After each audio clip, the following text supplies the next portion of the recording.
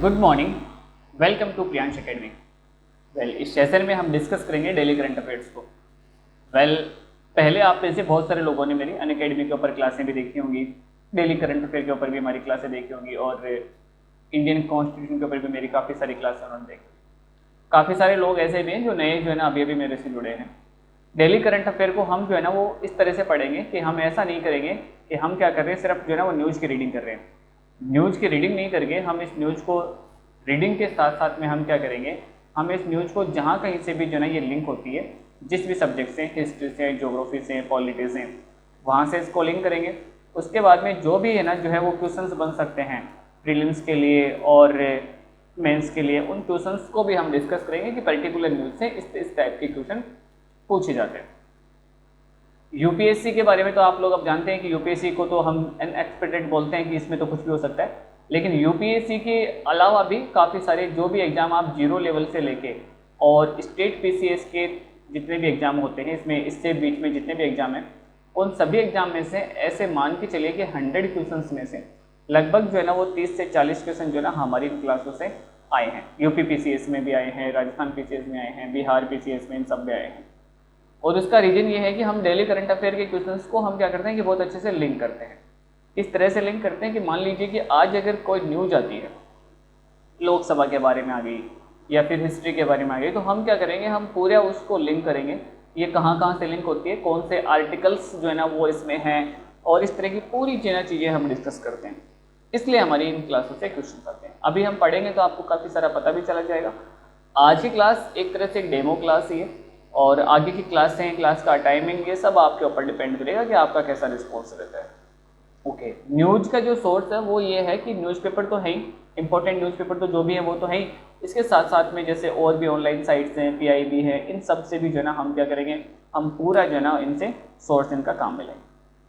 Okay, थोड़ी सी information मेरे बारे में देता हूँ। मैं हूँ प्रियांश और मैंने अपना यूपीएससी का इंटरव्यू अपने फर्स्ट टाइम में दिया था। राजस्थान स्टेट पीसीएस के मैंने इंटरव्यूज़ दिए हैं। ज़्यादा जानकारी के लिए आप जो है ना वो यहाँ से हमारे टेलीग्राम ग्रुप से जुड़ सकते हैं, हमारे इंस्टा से भी आप जो है ना जुड़ सकते हैं। ओके, अब देखो हम किस तरह से पढ़ेंगे वो हम आपको बताता हूँ। आज की जो फर्स्ट न्यूज़ है ना वो है किसान होंगे समृद्ध, एमएसपी में सबसे बड़ी वृद्धि। इंग्लिश और हिंदी दोनों में पढ़ेंगे। आज मैंने कहा ना कि डेमो की तरह अपन इसको लेते हैं आज की क्लास को। देखो इसमें जो है ना वो क्या है, इसमें सबसे बड़ा जो पॉइंट है वो है एमएसपी। अब इस आप न्यूज़ को पढ़ोगे तो आपने न्यूज़ में पढ़ लिया, यहाँ पे एमएसपी की रेट्स पढ़ ली, ये आपने पढ़ के छोड़ दिया, लेकिन हम इसमें क्या क्या डिसाइड, देखो क्या क्या पढ़ेंगे। सबसे पहली बात कि सर ये एमएसपी क्या है, ये एमएसपी क्या होता है। दूसरी बात कि इस एमएसपी की घोषणा कौन करता है, घोषणा के साथ में इसको डिसाइड कौन करता है, कि एमएसपी का निर्णय कौन लेता है कि एमएसपी कितनी होगी, ये जो है ना वो डिसाइड कौन करता है या सिफारिश कौन करता है इसकी। उसके बाद में कि एमएसपी की घोषणा कब होती है, ये भी एक बार क्वेश्चन आया था कि एमएसपी की घोषणा कब होती है, फसल बोने वाले टाइम पे होती है या फसल काटने के बाद में होती है। ओके, एमएसपी ये गारंटी होती है कि इसके ऊपर हम किसान जो है ना, किसान से क्या लेगी, सरकार जो है ना उनके फसलें खरीद लेगी। तो अब सरकार जो है ना वो इन किसान से, जो किसान है उस किसान से उसकी फसल कौन खरीदता है, क्या कैबिनेट खुद आता है, मोदी जी खुद खरीदते हैं या मंत्री जी खरीदते हैं, कौन आता है, कौन सा हमारा इंस्टीट्यूशन जो इस किसान से इसकी क्या खरीदता है, इसकी फसल खरीदता है, तो वो इंस्टीट्यूशन जो है ना वो कौन सा है। उसके बाद में आपने ये देखो एक लिस्ट देख रही होगी, तो फिर उसके बाद में बात करेंगे हम कि इसमें फसल कितनी है, कि कितनी फसलें हैं जिनके ऊपर एमएसपी दिया जाता है। उन फसलों में वैरायटी है, जैसे यहाँ पे दे रखा है खरीफ की फसलें, तो क्या रबी की फसलें भी देते हैं क्या, खरीफ की फसलें कितनी है, रबी की फसलें कितनी है, ऐसे करके लगभग 8-10 क्वेश्चन जो है ना वो आपको नजर आ रहे होंगे। आप इस न्यूज़ को पढ़ते तो न्यूज़ में से ये क्वेश्चन जो है ना वो 1 या 2 क्वेश्चन आपको मिलते, बाकी के क्वेश्चन जो है ना वो आपको हमारे एनालिसिस में ही मिलेंगे। इस तरीके से कई सारी न्यूज़ हैं आज की, ये एक है और आज ऐसी कई सारी न्यूज़ है जिनको हम डिस्कस करेंगे। सबसे पहली बात कर लेते हैं कि सर ये एमएसपी क्या है, कि हम सबसे पहले जो है ना वो बात करते हैं कि एमएसपी क्या है। तो देखो एमएसपी का जो नाम है ना वो है, आज तो देखो हम सिर्फ जो है ना इस तरह से मैं आपको लिख के बताऊंगा, कल से हम इसमें पीपीटी भी यूज करेंगे तो काफ़ी सारे हमारा जो है ना टाइम भी बच जाएगा। एमएसपी क्या है, मार्जिनल स्टैंडर्ड प्राइस, जिसको हम हिंदी में कहते हैं न्यूनतम समर्थन मूल्य, जिसको हम हिंदी में क्या कहते हैं, न्यूनतम समर्थन मूल्य, मार्जिनल स्टैंडर्ड प्राइस। मतलब ये हुआ कि अगर किसान कोई अपनी फसल बोता है, ये किसान ने जो है ना वो क्या बोई है, कोई फसल बोई है, और उस बार क्या होता है कि बम्पर जो है ना गेहूँ हो जाते हैं, तो गेहूँ की रेट कम हो जाएगी, तो किसान को क्या मिलेगा भाई, किसान डिमोटिव हो जाएगा।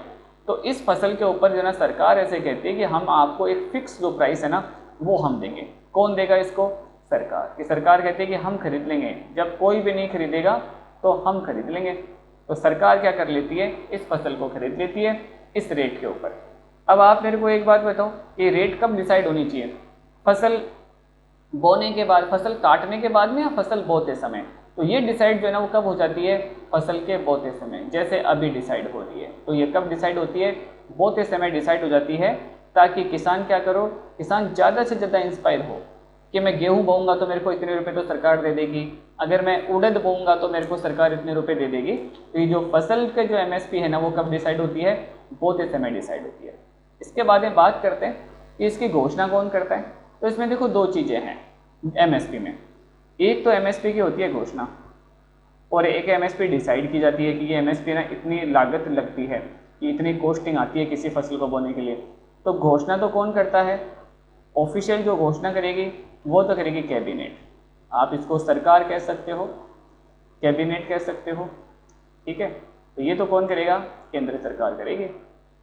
उसके बाद में बात करते हैं कि डिसाइडर फैक्टर कौन है, कि डिसाइड जो है ना वो कौन करके बताता है, कि सरकार को कौन बताता है, क्योंकि मंत्री जी ने तो कभी देखा ही नहीं होगा कि अगर मंत्री जी को उड़द अगर हाथ में दे दें तो मंत्री जी बता ही नहीं पाएंगे कि उड़द है, उड़द की दाल है, चने की दाल है या मूंग की दाल है। डिसाइड कौन करते हैं, डिसाइड जो है ना हमारा एक कमीशन है जिसका नाम है CACP, कि हमारे पास में एक आयोग है जिसका क्या नाम है, CACP, ठीक है।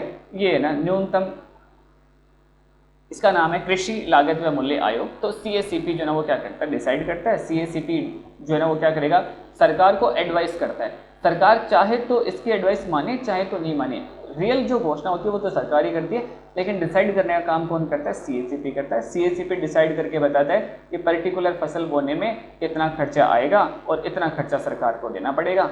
इस मूल्य के ऊपर सरकार क्या करेगी, सरकार फसल खरीद लेगी।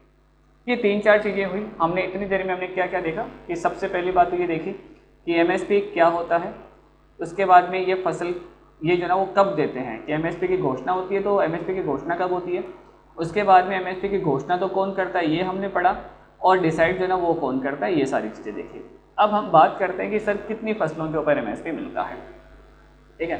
तो यहाँ पे जो है ना वो फसल है वो 2 तरह की फसल होती है, कि हम अगर एग्रीकल्चर को डिवाइड करें तो हमारी जो है ना फसलें कितनी तरह की होती हैं, 2 तरह की फसलें बोई जाती हैं, ये आपको पता है, ठीक है। एक तो कौन सी होती है, एक तो होती है खरीफ, एक तो कौन सी है, खरीफ है, और दूसरी जो है वो कौन सी होगी, दूसरी हो जाएगी रबी। तो 2 तरह की फसलें हैं यहाँ पे जिनके ऊपर MSP मिलता है। टोटल जो फसलें हैं वो तो कितनी है, वो तो 23 है। इसमें गन्ना शामिल नहीं है, ये ध्यान में रखना आप, है ना। गन्ने को MSP में शामिल नहीं किया जाता, गन्ने के लिए एक अलग से प्राइस दी जाती है, उसको हम आगे डिस्कस करेंगे। खरीफ की कितनी फसलें हैं इसमें, तो खरीफ की जो फसलें हैं ना वो तो इसमें शामिल की गई हैं 13, और रबी की जो फसलें हैं वो कितनी शामिल है इसमें, 10 है। ये क्वेश्चन भी जो है आपसे पूछे जा सकते हैं, फसल वाला जो ना कई बार क्वेश्चन पूछा गया है कि MSP में कितनी फसलों को शामिल किया गया है, ठीक है। ये अपने को ध्यान में रखना है। उसके बाद में एक छोटा सा डिवाइडेशन और है इन फसलों में, कि कई बार ये भी पूछ सकते हैं कि अनाज जो है ना वो अनाज वाली तो इसमें कितनी फसलें हैं। तो देखो अनाज वाली जो फसलें हैं वो हैं इसमें 7, कि खाद्यान्न जो फसलें हैं, खाद्यान्न में तो सभी शामिल, अनाज जो हैं वो कितने शामिल इसमें, 7। उसके बाद में बात करते हैं तिलहन, उसके बाद में बात करते हैं हम तिलहन की। ऑयल सीड, तो ऑयल सीड भी कितने शामिल है इसमें, 7 फसलें ऑयल सीड वाली शामिल हैं। उसके बाद में बात करते हैं हम दाल, कि इसमें दाल जो है ना वो कितनी शामिल है, और दाल कितनी शामिल है इसमें, 5 प्रकार की जो है ना इसमें दाल शामिल की गई है। और जो कॉमर्शियल ग्रुप्स होती हैं जिनको हम क्या कहते हैं, वाणिज्यिक फसलें, वो कितनी शामिल हैं, वो इसमें शामिल हैं 4। इस तरीके से जो है ना ये डिवाइडेशन जो है ना वो किया गया है, ठीक है। ये सारी चीज़ें जो है ना अभी आपको समझ में आ गई। तो ये था हमारा MSP के बारे में। ये एक तरह से थोड़ा सा एक डेमो था कि MSP या फिर कोई भी न्यूज़ आती है तो हम उस न्यूज़ को जो है ना वो किस तरह से हम क्या करेंगे, हम उस न्यूज़ को डिस्कस करेंगे। नेक्स्ट जो न्यूज़ है ना वो है अग्नि मिसाइल के बारे में, कि कल अग्नि मिसाइल का क्या हुआ है, परीक्षण हुआ है, और हमने एक नई जो है ना अग्नि प्राइम बनाई है। कि हमने ये, अब देखो ये कहाँ से लिंक होता है, ये होता है टेक्नोलॉजी से।